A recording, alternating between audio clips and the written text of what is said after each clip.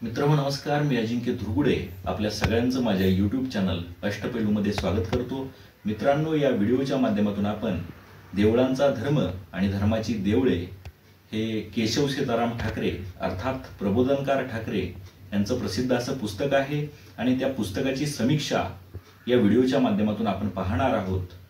मित्रांनो, केशव सीताराम ठाकरे यांच्याबद्दल अधिक सांगायचं म्हटलं तर शिवसेना प्रमुख, हिंदू हृदय सम्राट स्वर्गीय बाळासाहेब ठाकरे यांचे वडील म्हणजे केशव सीताराम ठाकरे। तर केशव सीताराम ठाकरे यांनी हे प्रसिद्ध असं पुस्तक लिहिलं, देवळांचा धर्म आणि धर्माची देवळे। आपण या पुस्तकाचं मुखपृष्ठ या ठिकाणी बघू शकता की मंदिरं या ठिकाणी दाखवलेली आहेत आणि हिंदू संस्कृतीचं प्रतीक केशरी रंग देखील या पुस्तकाच्या मुखपृष्ठावर त्या ठिकाणी देण्यात आलेला आहे।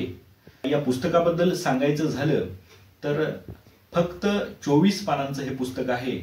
मात्र 30 रुपये किंमत असणारं हे छोटंसं पुस्तक मात्र भरपूर मोठा मतितार्थ या पुस्तकातून आपणास मिळतो। हिंदू संस्कृतीतील ज्या त्रुटी आहेत ते दाखवण्याचं काम प्रबोधनकारांनी अतिशय यथार्थपणे या पुस्तकाच्या माध्यमातून केलेलं आहे। जगद्गुरु संत तुकाराम महाराज म्हणतात की तीर्थी धोंडा पाणी देव रोकडा सज्जनी, म्हणजे मूर्तीपूजा न करता, मूर्तीपूजेवरती विश्वास न ठेवता माणसातला जो देव आहे त्याला आपण मानलं पाहिजे, माणसांची आपण सेवा केली पाहिजे, अशा प्रकारचा मतितार्थ, अशा प्रकारचा विचार जगद्गुरु संत तुकाराम महाराज व्यक्त करतात आणि त्याच पद्धतीची समीक्षा या ठिकाणी प्रबोधनकारांनी या पुस्तकाच्या माध्यमातून केलेली आहे।